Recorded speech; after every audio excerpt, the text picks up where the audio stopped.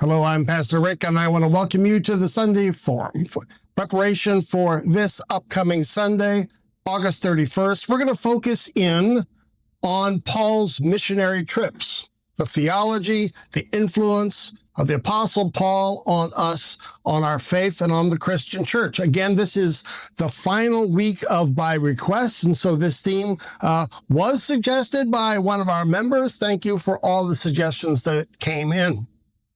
Now, we're going to focus on these trips where Paul's missionary journeys, and there are three of them, three trips.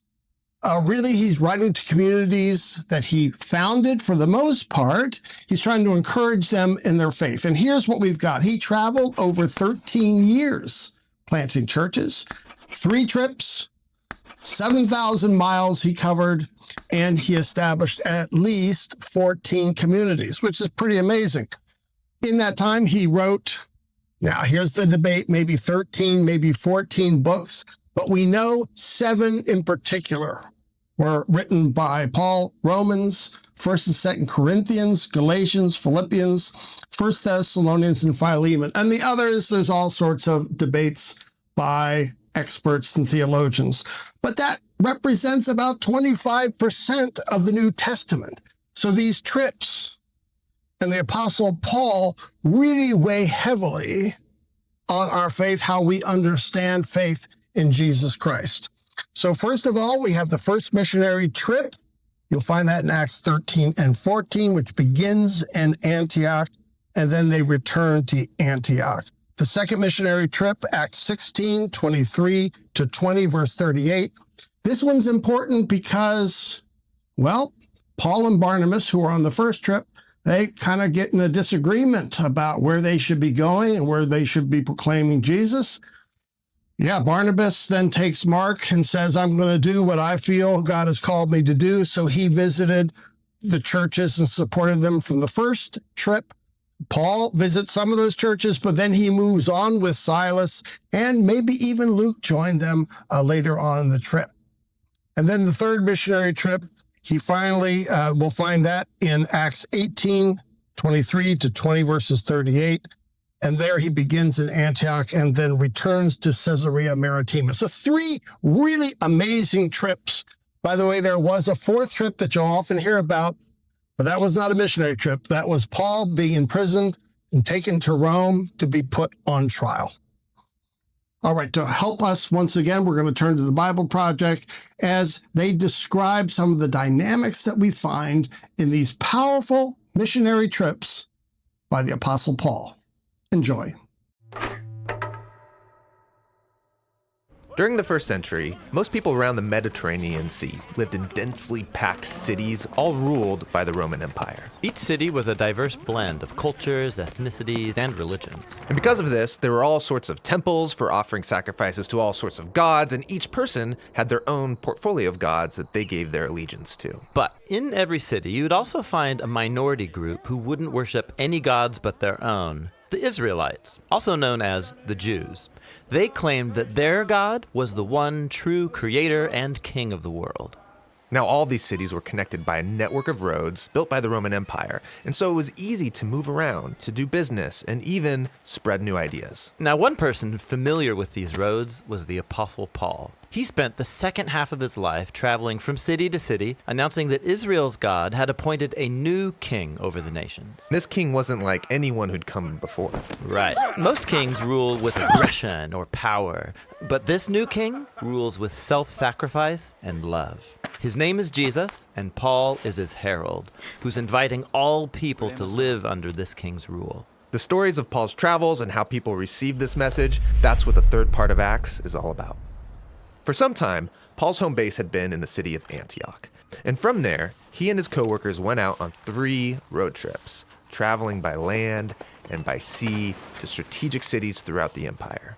In each city, Paul's custom was to go first to the Jewish synagogue where his people gathered. He'd start teaching and showing how the Messianic king promised in the Hebrew scriptures is Jesus of Nazareth. And some believed this news.